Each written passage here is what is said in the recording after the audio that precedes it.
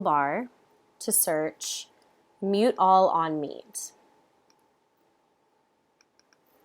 Mute all on Google Meet. Okay. Now I want you to look for the link that says chrome.google.com, and it'll say mute all on Meet - Google Chrome. Okay. Unfortunately, this time your first search will probably not be the right one. So click on that, and it'll take you to the Chrome Web Store. I want you to click on the right side blue button again.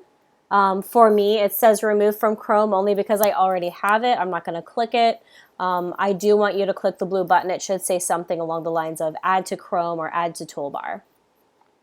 Once you have that downloaded, go to your Google Meet, and you'll get a button on your toolbar that looks like a mute button. And I can mute all participants. So if you just noticed on my screen, it just muted my own button. Now, I am the leader of this Google Meet. I'm the teacher, which means I just muted myself. So if you use this button, you need to be aware that after you mute all, you then need to unmute yourself so that you can address the class. The only downside to this, which is the same downside to Zoom, I believe, I'm not entirely sure, is that students can then unmute themselves. So this is something that we'll have to work on as a classroom management thing with students. But you can continuously mute students as you are trying to teach, okay? And that is the final Google add-on that I believe will be useful for you.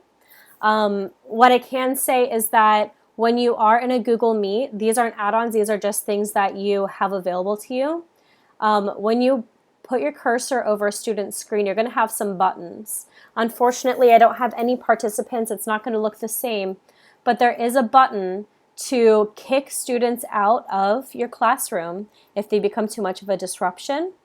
And then you can address them later, or they can come back when they're ready. You can hide participants, but only from yourself.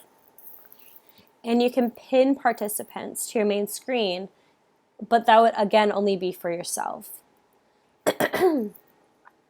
If you're looking to present, you would click Present Now. Only teachers have this capacity. Students cannot screen share. And this is my final favorite thing that's already built into Google Meet, is that you can turn on closed captioning.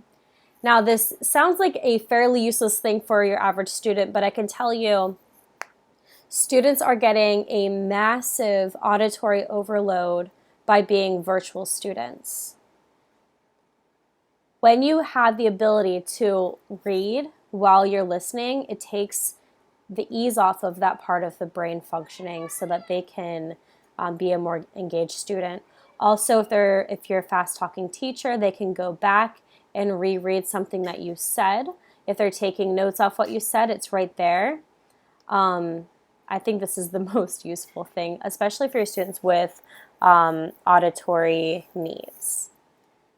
If you have any requests of other screencast, screen share videos, feel free to send me an email and I will make one very quickly.